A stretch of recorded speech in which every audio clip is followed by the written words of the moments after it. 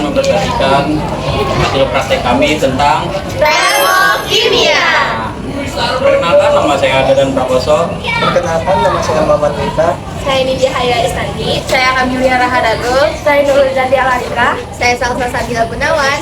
Oh iya, dan teman kita satu lagi adalah Melinda. Dia tidak bisa masuk karena sakit. Selamat menonton. Pembakaran arang merupakan contoh reaksi eksoterm, yaitu reaksi kimia yang melepaskan energi dalam bentuk kalor. Arang tersusun dari unsur karbon. Saat dibakar, karbon bereaksi dengan oksigen di udara membentuk karbon dioksida. Dalam proses ini, ikatan kimia pada karbon dan oksigen terputus, lalu terbentuk ikatan baru berupa senyawa karbon dioksida. Pembentukan ikatan baru tersebut menghasilkan energi yang dilepaskan dalam bentuk kalor dan cahaya. Energi yang dilepaskan lebih besar dibandingkan energi yang dibutuhkan. Persamaan reaksi pembakaran arang dapat ditulis sebagai berikut. C bereaksi dengan O2 menghasilkan CO2 dengan energi panas. Pada reaksi pembakaran arang, energi bereaksi karbon dengan oksigen yang ada di lingkungan lebih tinggi, sedangkan energi produk karbon dioksida lebih rendah. Selisih energi antara reaksi dan produk dilepaskan ke lingkungan dalam bentuk panas. Secara termokimia, perubahan entalpi dirumuskan sebagai delta H sama dengan H produk dikurang dengan H reaksi.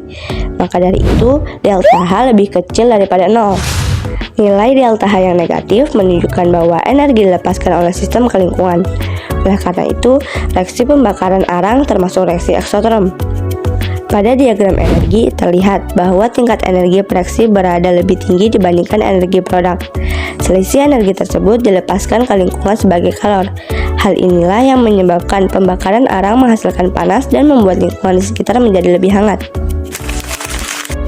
Sekarang kita lanjut ke eksperimen kedua, yaitu percobaan endotherm. Di percobaan ini, kita akan menggunakan air biasa yang dicampur dengan 2 bungkus adem sari. Langkah pertama, adem sari kita masukkan ke dalam gelas, lalu kita tuangkan air secukupnya. Nah, teman-teman, bisa kita lihat saat air dituang langsung muncul busa dan gelembung kecil sebentar. Selain itu, kalau gelasnya dipegang, suhunya terasa lebih dingin dibanding sebelumnya. Pendinginan ini terjadi karena reaksi yang berlangsung bersifat endotherm. Artinya, reaksi ini menyerap kalor dari lingkungan termasuk dari air dan dari gelasnya. Makanya terasa dingin. Terus, kenapa bisa muncul busa ya? Itu karena di dalam adem sari terdapat asam sitrat dan natrium bikarbonat.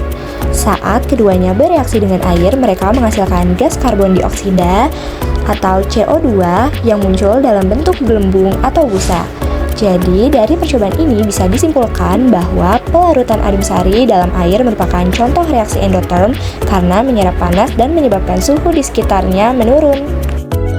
Persamaan reaksi kimia sederhananya, karena adem sari mengandung asam sitrat dan natrium bikarbonat, maka C6H8O7 bereaksi dengan 3NaHCO3 menghasilkan Na3C6H5O7 dan 3CO2 dan 3H2O.